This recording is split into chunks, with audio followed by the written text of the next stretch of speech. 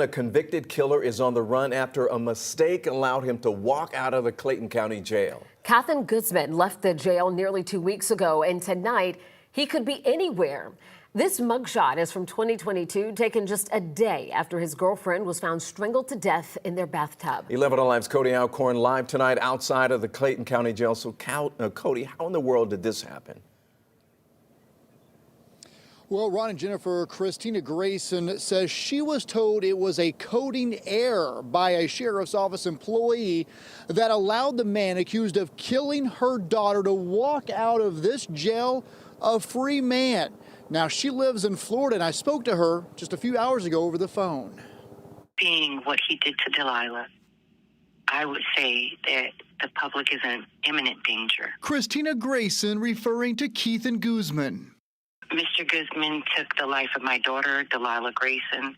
She was 19 years old. A horrific crime. After he strangled the life out of her, Inside the Riverdale apartment Guzman and Grayson shared. he picked her up off of the floor and put her in the bathtub and shut the door so he could figure a way out. Grayson's body was found August 7th, 2022. The following day, Guzman was arrested, charged with murder. Fast forward to October 2024. We went to trial October 21st.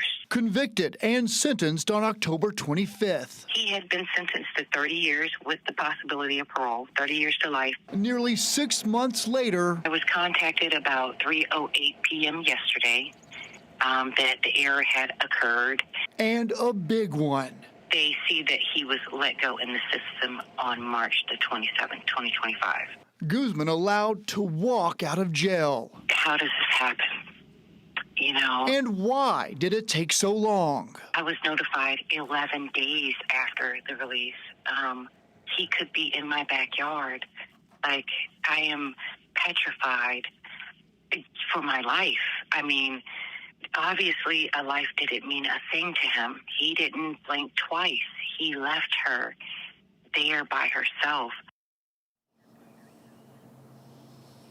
What's wild about all of this is the sheriff's office has still not put out any public alert about a convicted killer walking out of this jail into this neighborhood.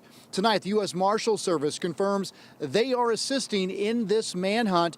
And just literally about an hour and a half ago, the DA telling me they are extremely disappointed with the sheriff's office employees, saying they worked for 3 years to get this to court and convict Guzman to get this family justice, only to find out yesterday that he's now out and running the streets.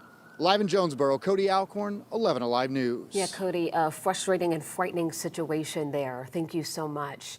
Unfortunately, this is not the first time this has happened at the Clayton County Jail. In February of last year, you might remember a Fulton County murder suspect being held at the jail after a hearing walked out the front door. Zion Shaka was charged in connection to a murder in 2020. He was eventually recaptured in June. He remains locked up in Fulton County tonight.